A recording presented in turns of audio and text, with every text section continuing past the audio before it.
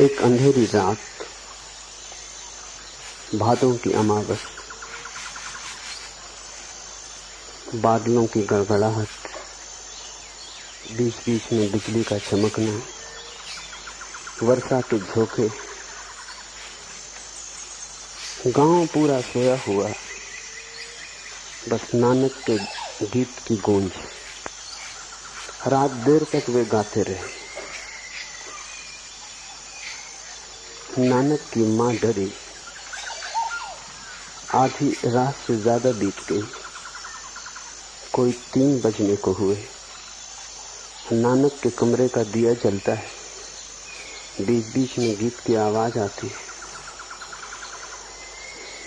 नानक के द्वार पर नानक की मां ने दस्तक दी और कहा, बेटे अब सो भी जाओ, रात करीब करीब जाने को हो गई। नानक चुप हुए और तभी रात के अंधेरे में एक पपीहे ने जोर से कहा, प्यू प्यू।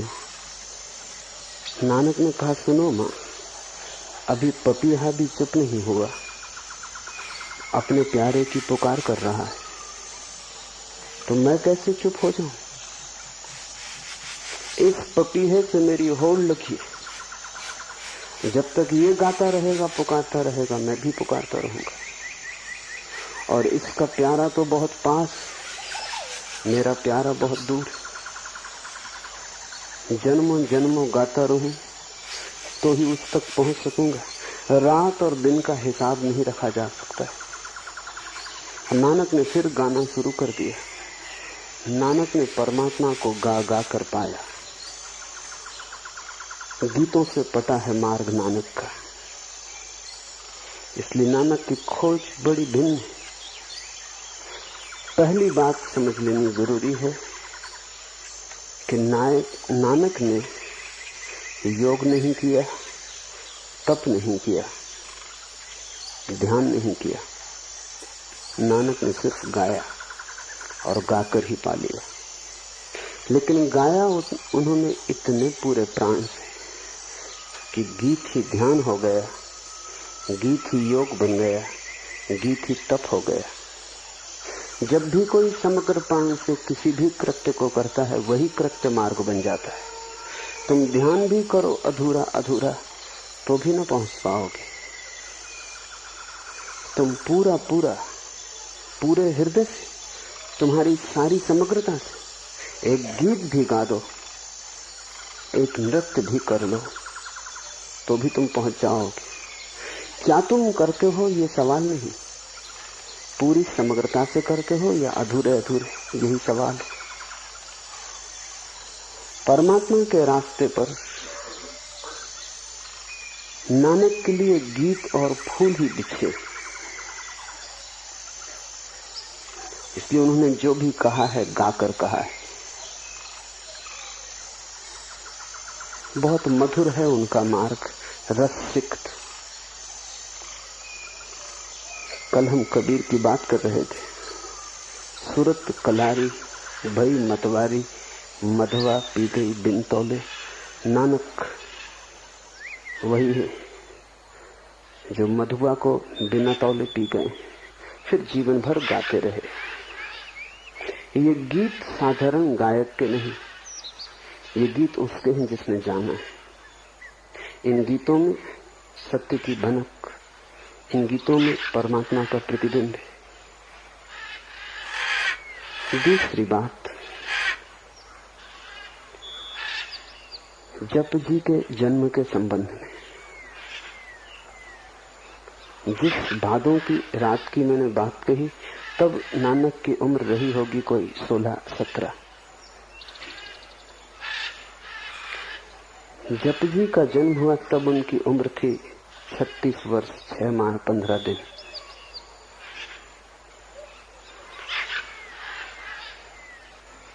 जिस घटना का मैंने उल्लेख किया, उस भादों की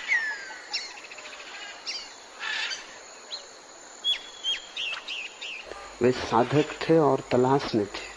प्यारे की पुकार चल रही थी, प्यू प्यू। अभी पपीहा रट लगा रहा था, अभी मिलन न हुआ था। जप जी का जब जन्म हुआ, ये मिलन के बाद उनका पहला उद्घोष। पपिया ने पा लिया अपने प्यारे को, प्यू प्यू की रटन पूरी हुई, मिलन हो गया। उस मिलन से जो पहला उद्घोष हुआ है वो जप जी। इसलिए नानक की वाणी में जो मूल्य जप जी का है वो किसी और बात का नहीं। जप जी ताजे से ताजे खबर है उस लोक की। वहां से लौटकर उन्होंने जो पहली बात कही वो यही है, उस जगत से इस जगत में आकर जो पहले शब्द निर्मित हुए वही जप जी है। उस घटना को भी समझ लेना है। नदी के किनारे रात के अंधेरे में अपने साथी और सेवक मर्दाना के साथ वो नदी तट पर बैठे थे। अचानक उन्होंने वस्त्र उतार दिए, बिना कुछ कहे वो नदी में उतर गए। मर्दाना पूछता भी रहा, क्या करते हैं? रात ठंडी है, अंधेरी है। दूर नदी में वे चले गए। मर्दाना पीछे पीछे गया। नानक ने डुबकी लगाई। मर्दाना सोचता था कि क्षण दो क्षण में बाहर आ जाएंगे, फिर वो बाहर नहीं आए। 10-5 मिनट तो मर्दाना ने राह देखी, फिर वो खोजने लग गया कि वो कहां खो गए। फिर वो चिल्लाने लगा, फिर वो किनारे किनारे दौड़ने लगा कि कहां हो, बोलो, आवाज दो। ऐसा उसे लगा कि नदी की लहर लहर से एक आवाज आने लगी, धीरज रखो, धीरज रखो। और नानक की कोई खबर नहीं। वो भागा, गांव गया, आधी रात लोगों को जगा दिया। भीड़ इकट्ठी हो गई। नानक को सभी लोग प्यार करते थे। सभी को नानक में दिखाई पड़ती थी कुछ होने की संभावना। नानक की मौजूदगी में सभी को सुगंध प्रतीत होती थी। फूल अभी खिला नहीं था, पर कली भी तो गंध देती है। सारा गांव रोने लगा, भीड़ इकट्ठी हो गई, सारी नदी तलाश डाली। इस कोने से उस कोने लोग भागने दौड़ने लगे, लेकिन कोई पता न चला। 3 दिन बीत गए। लोगों ने मान ही लिया कि नानक को कोई जानवर खा गया, डूब गए, बह गए, किसी खाई खंड में उलझ गए। मान ही लिया कि मर गए। रोना पीटना हो गया। घर के लोगों ने भी समझ लिया कि अब लौटने का कोई उपाय न रहा। और तीसरे दिन रात अचानक नानक नदी से प्रकट हो गए। जब वे नदी से प्रकट हुए तो जप जी उनका पहला वचन है। ये घोषणा उन्होंने की। कहानी ऐसी है, कहता हूं कहानी। कहानी का मतलब होता है जो सच भी है और सच नहीं भी। सच इसलिए है कि वो खबर देती है सच्चाई की, और सच इसलिए नहीं है कि वो कहानी है और प्रतीकों में खबर देती है। और जितनी गहरी बात कही हो उतनी ही प्रतीकों की खोज करनी पड़ती है। नानक जब 3 दिन के लिए खो गए नदी में, तो कहानी है कि वे प्रकट हुए परमात्मा के द्वार में।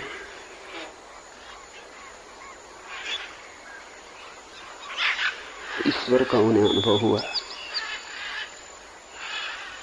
जाना आंखों के सामने प्यारे को, जिसके लिए पुकारते थे, जिसके लिए गीत गाते थे, जो उनके हृदय की धड़कन धड़कन में प्यास बना था, उसे सामने पाया, तृप्त हुए। और परमात्मा ने उन्हें कहा, अब तू जा, और जो मैंने तुझे दिया है वो लोगों को बांट। जप जी उनका पहली भेंट है परमात्मा से लौटकर। ये कहानी है, इसके प्रतीकों को समझ लें। एक, कि जब तक तुम न खो जाओ, जब तक तुम न मर जाओ, तब तक परमात्मा से कोई साक्षात्कार न होगा। नदी में खो कि पहाड़ में, इससे कोई फर्क नहीं पड़ता, लेकिन तुम नहीं बचने चाहिए। तुम्हारा खो जाना ही उसका होना है। तुम जब तक हो तभी तक वो न हो पाएगा। तुम ही अड़चन हो, तुम ही दीवार हो। तो ये जो नदी में खो जाने की कहानी है, तुम्हें भी खो जाना पड़ेगा, तुम्हें भी डूब जाना पड़ेगा। 3 दिन लगते हैं, इसलिए तो हम जब आदमी मर जाता है तो तीसरा मनाते हैं। तीसरा हम इसलिए मनाते हैं कि मरने की घटना पूरी होने में 3 दिन लग जाते हैं। उतना समय जरूरी है। अहंकार मरता है एकदम से नहीं, कम से कम समय 3 दिन लेता है। इसलिए कहानी में 3 दिन है कि नानक 3 दिन नदी में खोए रहे। अहंकार पूरा गल गया, मर गया। और पास पड़ोस, मित्रों, परिजनों, परिवार के लोगों को तो अहंकार ही दिखाई पड़ता है, तुम्हारी आत्मा तो दिखाई पड़ती नहीं।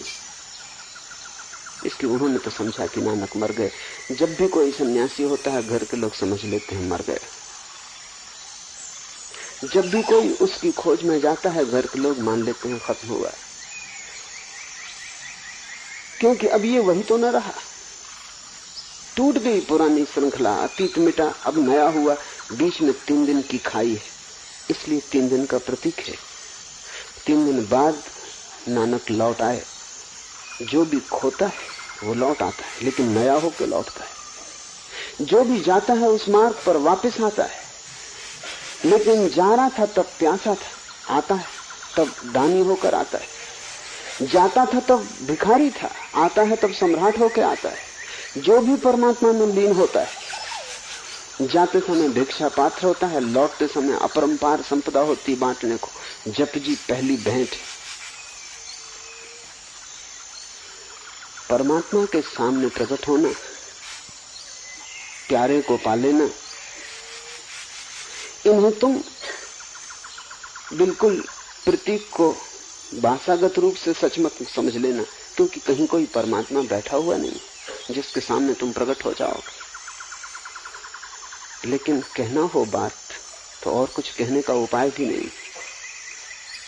जब तुम मिटते हो तो जो भी आंख के सामने होता है वही परमात्मा है। परमात्मा कोई व्यक्ति नहीं है, परमात्मा निराकार शक्ति। तुम उसके सामने कैसे हो सकोगे? जहां तुम देखोगे वही वो है, जो तुम देखोगे वही वो है। जिस दिन आंख खोलेगी सभी वो है। बस तुम मिट जाओ, आंख खुल जाए। अहंकार तुम्हारी आंख में पड़ी हुई कंकड़ी, उसके हटते ही परमात्मा प्रकट हो जाता है। परमात्मा प्रकट ही था, तुम मौजूद न थे। नानक मिटे, परमात्मा प्रकट हो गया। जैसे ही परमात्मा प्रकट हो जाता है तुम भी परमात्मा हो गए, क्योंकि उसके अतिरिक्त और कुछ भी नहीं। नानक लौटे, परमात्मा होकर लौटे। फिर उन्होंने जो भी कहा है, एक एक शब्द बहुमूल्य है। फिर उस एक एक शब्द को हम कोई भी कीमत दें तो भी कीमत छोटी पड़ेगी। फिर एक एक शब्द वेद वचन। अब हम जप जी को समझने की कोशिश करें। एक ओंकार सतनाम, कर्ता पुरख, निर्भय निर्वैर, अकाल मूर्ति, अजूनी सैभम, गुरु प्रसादी।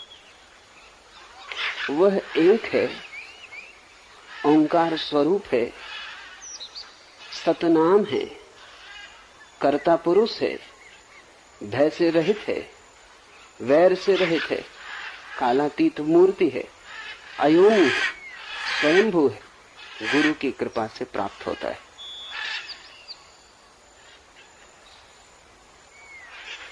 एक है, एक ओंकार सतनाम। जो भी हमें दिखाई पड़ता है वो अनेक। जहां भी तुम देखते हो भेद दिखाई पड़ता है। जहां तुम्हारी आंख पड़ती है अनेक दिखाई पड़ता है। सागर के किनारे जाते हो, लहरें दिखाई पड़ती हैं, सागर दिखाई नहीं पड़ता। हालांकि सागर ही है, लहरें तो ऊपर ऊपर है, पर जो ऊपर ऊपर है वही दिखाई पड़ता है, क्योंकि ऊपर की ही आंख हमारे पास। भीतर को देखने के लिए तो भीतर की आंख चाहिए। जैसी होगी आंख वैसा ही होगा दर्शन। आंख से गहरा तो दर्शन नहीं हो सकता। तुम्हारे पास आंख ही ऊपर की है, तो लहरों को देख के लौट आओगे और लोगों से कहोगे कि सागर हो आया। सागर में जाने का ये ढंग नहीं। किनारे से तो दिखाई पड़ेंगी लहरें, सागर में हो तो डूबना ही पड़े। इसलिए तो कहानी है कि नानक नदी में डूब गए। लहरों में नहीं है वो, नदी में है। लहरों में नहीं है, सागर में। ऊपर ऊपर तो लहरें होंगी, तट से तुम देख के लौट आओगे तो तुम जो खबर दोगे वो गलत होगी। तुम कहोगे कि सागर हो आया। सागर तक गए नहीं, तट पर तो सागर नहीं, वहां से तो लहरें दिखाई पड़ सकती हैं। लहरों का जोड़ भी सागर नहीं है, जोड़ से भी ज्यादा है सागर। और जो मौलिक भेद है वो ये है कि लहर अभी है, क्षण भर बाद नहीं होगी, क्षण भर पहले नहीं थी। एक सूफी फकीर हुआ जुन्नैद, बहुत प्रेम करता था अपने बेटे को। फिर बेटा अचानक मर गया किसी दुर्घटना में, तो दफना आया। पत्नी थोड़ी हैरान हुई। पत्नी सोचती थी कि बेटा मरेगा तो जुन्नैद पागल हो जाए, इतना प्रेम करता था बेटे। लेकिन जैसे जुन्नैद को कुछ हुआ ही नहीं, जैसे बेटा मरा ही नहीं, जैसे कोई बात ही नहीं, जुन्नैद वैसा ही रहा।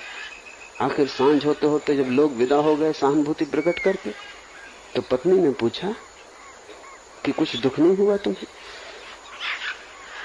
मैं तो सोचती कि तुम टूट जाओगे, इस बेटे से तुम्हें इतना प्रेम था। जुन्नैद ने कहा कि एक क्षण को धक्का लगा था, फिर मुझे याद आया जब ये बेटा नहीं था तब भी मैं था और खुश था। जब ये बेटा नहीं था तब भी मैं था और खुश था। अब ये बेटा नहीं है तो दुख होने का क्या कारण? फिर वैसे ही हो गया जैसे पहले था। बेटा बीच में आया और गया, न पहले दुखी था तो अब दुखी होने का क्या कारण? बिना बेटे के मजे में था, अब फिर बिना बेटे के हूं, फर्क क्या है? बीच का एक सपना टूट गया। जो बनता है और मिट जाता है वो सपना है, जो आता है और चला जाता है वो सपना है। लहरें सपना, सागर सच। अनेक लहरें हैं, एक सागर है। हमें अनेक दिखाई पड़ता है, और जब तक एक न दिखाई पड़ जाए तब तक हम भटकते रहेंगे, क्योंकि एक ही सच है। एक ओंकार सतनाम। और नानक कहते हैं कि उस एक का जो नाम है वही ओंकार है। और सब नाम तो आदमी के दिए हैं। राम कहो, कृष्ण कहो, अल्लाह कहो, ये नाम आदमी के दिए, ये हमने बनाए, सांकेतिक। लेकिन एक उसका नाम है जो हमने नहीं दिया, वो ओंकार, वो ओम। क्यों ओंकार उसका नाम है? क्योंकि जब सब शब्द खो जाते और चित्त शून्य हो जाता है, और जब लहरें पीछे छूट जाती हैं और सागर में आदमी लीन हो जाता है, तब भी ओंकार की धुन सुनाई पड़ती रहती। वो हमारी की हुई धुन नहीं, वो अस्तित्व की धुन, वो अस्तित्व की ही लय, अस्तित्व के होने का ढंग ओंकार है। वो किसी आदमी का दिया हुआ नाम नहीं। इसलिए ओम का कोई भी अर्थ नहीं होता। ओम कोई शब्द नहीं, ओम ध्वनि, और ध्वनि भी अनूठी।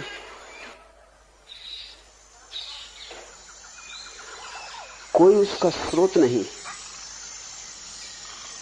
कोई उसे पैदा नहीं करता। अस्तित्व के होने में ही छिपी है, अस्तित्व के होने की धुनी। जैसे कि जल प्रपात है, तुम उसके पास बैठो तो प्रपात की एक ध्वनि, लेकिन वो ध्वनि पानी और चट्टान की टक्कर से पैदा होती। नदी के पास बैठो, कल कल का नाद होता है, लेकिन वो कल कल का नाद नदी और तट की टक्कर से होता है। हवा का झोंका निकलता है, वृक्ष से सरसराहट होती, लेकिन वो सरसराहट हवा और वृक्ष की टक्कर से होती। हम बोलते, संगीतज्ञ गीत गाता है, वीणा का कोई तार छेड़ता है, लेकिन सभी चीज संघर्ष से पैदा होती। संघर्ष के लिए दो जरूरी, तार चाहिए वीणा का, हाथ चाहिए छेड़ने वाला। जितनी ध्वनियां द्वैत से पैदा होती हैं वो उसके नाम नहीं। उसका नाम तो वही है जब सब द्वैत खो जाता है फिर भी एक ध्वनि गूंजती रहती। इस संबंध में कुछ बातें समझ लेनी जरूरी है। विज्ञान कहता है कि सारे अस्तित्व को अगर हम तोड़ते चले जाएं और गहराई में विश्लेषण करें तो अंत में हमें विद्युत ऊर्जा, इलेक्ट्रिसिटी मिलती है। इसलिए जो आखिरी खोज है विज्ञान की वो इलेक्ट्रॉन है, विद्युत कण। सारा अस्तित्व विद्युत से बना है।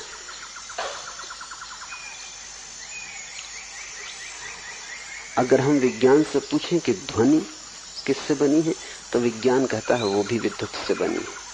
ध्वनि भी विद्युत का एक आकार है, एक रूप है, लेकिन मूल विद्युत है। इस संबंध में समस्त ज्ञानियों का विज्ञान से सहमति है, थोड़े से भेद के साथ। वो भेद बड़ा नहीं, वो भेद भाषा का है। समस्त ज्ञानियों ने पाया कि अस्तित्व बना है ध्वनि से, और ध्वनि का ही एक रूप विद्युत है। विज्ञान कहता है विद्युत का एक रूप ध्वनि है, और धर्म कहता है कि विद्युत ध्वनि का एक रूप है। इतना ही फासला है, मगर यह फासला ऐसा ही दिखाई पड़ता है जैसे गिलास आधा भरा हो। कोई कहे आधा भरा है, कोई कहे आधा खाली। विज्ञान की पहुंच का द्वार अलग है। विज्ञान ने पदार्थ को तोड़ तोड़ कर विद्युत को खोजा है। ज्ञानियों की पहुंच का मार्ग अलग है। उन्होंने अपने को जोड़ जोड़ कर, तोड़कर नहीं, अपने को जोड़ जोड़ कर अखंड को पाया, और उस अखंड में एक ध्वनि पाई है। जब कोई व्यक्ति समाधिस्थ हो जाता है तो ओंकार की ध्वनि गूंजती है। वो अपने भीतरों से गूंजते पाता है, अपने बाहर गूंजते पाता है। सब सारे लोग उससे व्याप्त मालूम होते हैं। चकित हो जाता है पहली बार जब घटता है, क्योंकि वो देखता है मैं तो बोल नहीं रहा, मैं तो कुछ कर नहीं रहा, ये ध्वनि कहां से आ रही है। तब वो अनुभव करता है कि ये होने की ध्वनि, ये किसी टक्कर से पैदा नहीं हो रही, ये आहत ध्वनि नहीं है, अनाहत नाद है। नानक कहते हैं वही एक उसका नाम ओंकार। नानक बहुत बार नाम शब्द का प्रयोग करेंगे, इसे स्मरण रखना कि जब भी वो कहते हैं उसका नाम, और उसका नाम ही मार्ग है, और उसके नाम की रटन में जो डूब जाएगा, उसके नाम में जो डूब जाएगा वो उसे पालेगा। तो ध्यान रखना, नाम जब भी नानक कहते हैं तब उनका इशारा ओंकार की तरफ है, क्योंकि वही एक उसका नाम है जो हमने नहीं दिया, जो उसका ही है। हमारे दिए हुए नाम बहुत दूर न जा सकेंगे, और अगर थोड़े बहुत जाते भी हैं तो इसलिए जाते हैं कि हमारे नामों में भी उसके नाम की थोड़ी सी झलक होती। जैसे समझो कि राम, अगर कोई राम राम राम की रटन लगा दे भीतर, तो उसमें ओंकार की थोड़ी सी झलक है। वो जो मां है वो ओम का है, इसलिए राम शब्द से भी थोड़ी दूर तक जा सकेंगे। लेकिन अगर तुम धुन को करते ही गए तो तुम एक दिन अचानक पाओगे कि राम की ध्वनि ओंकार में बदल गई। अगर तुम करते ही जाओगे तो जैसे ही मन शांत होगा वैसे ही ओम तुम्हारे राम में प्रविष्ट हो जाएगा, और तुम धीरे धीरे पाओगे कि राम तो खो गया, ओम आ गया। समस्त ज्ञानियों का यह अनुभव है कि उन्होंने किसी भी नाम से शुरू किया हो, लेकिन आखिर में ओम आ जाता है। जैसे ही तुम शांत होने लगते हो वैसे ही ओम आने लगता है। ओम सदा मौजूद है, बस तुम्हारे शांत होने की जरूरत है। नानक कहते हैं एक ओंकार सतनाम। सत्य शब्द भी समझ लेने जैसा है। संस्कृत में दो शब्द हैं, एक सत्य और एक सत्य। सत्य का अर्थ होता है एग्जिस्टेंस, अस्तित्व, और सत्य का अर्थ होता है ट्रुथ। दोनों में बड़ा फर्क है। दोनों का मूल धातु तो एक है, सच, सत्य, सत्य, सबकी मूल धातु एक है, लेकिन थोड़े से फर्क हैं, वो समझ लेने जरूरी है। सत्य तो दार्शनिक की खोज है। वो खोजता है कि सत्य क्या है, व्हाट इज ट्रुथ। जैसे दो दो मिलके चार होते हैं, ये सत्य है कि दो दो मिलके पांच नहीं होते, दो दो मिलके तीन नहीं होते, दो दो मिलके चार होते। ये गणित का सूत्र सत्य है, लेकिन सत्य नहीं, क्योंकि ये मनुष्य का ही हिसाब है। This is true but not existential. दो दो मिलके चार होते हैं, ये मनुष्य की ही ईजाद है। ये सत्य तो है, सच नहीं है, सत्य नहीं है। तुम सपना देखते हो रात, सपना सत्य तो है, सत्य नहीं। सपना है तो, नहीं तो देखोगे कैसे। होना तो है, लेकिन तुम ये नहीं कह सकते कि सत्य, क्योंकि सुबह तुम पाते हो कि ना होने के बराबर। लेकिन हुआ जरूर, सपना घटा। तो दुनिया में ऐसी घटनाएं हैं जो सत्य हैं और सत्य नहीं, और ऐसी भी घटनाएं हैं जो सत्य हैं लेकिन सत्य नहीं। गणित सत्य है, सत्य नहीं। गणित का एक निष्कर्ष सत्य हो सकता है, सत्य नहीं। सपना है, सपना सत्य है, सत्य नहीं। परमात्मा दोनों है,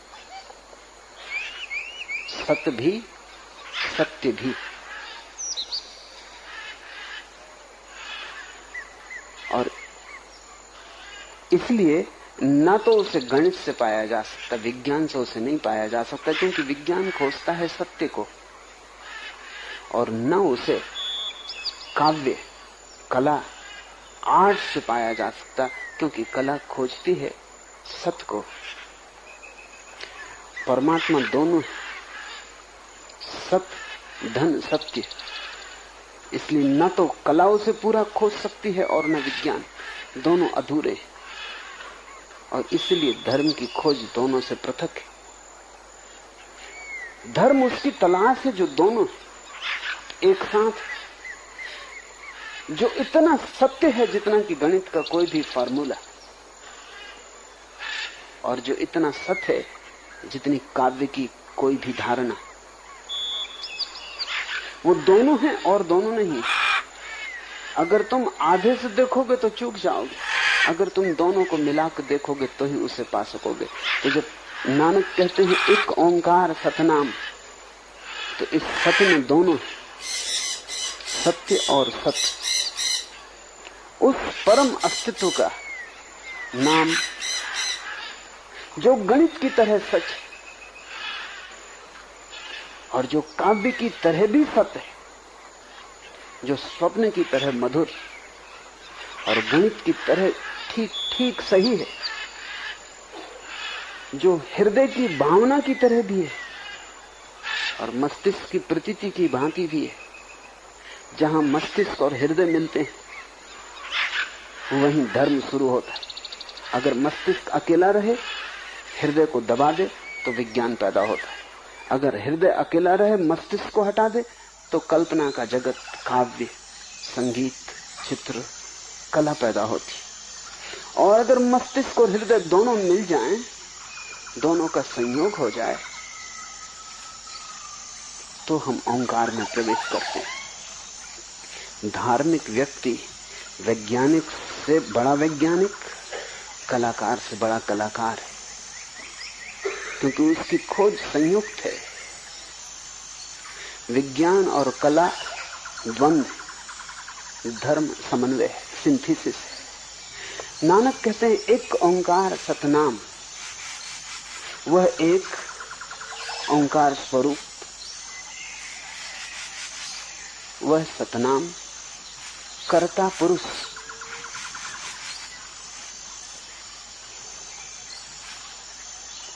ये जो शब्द है,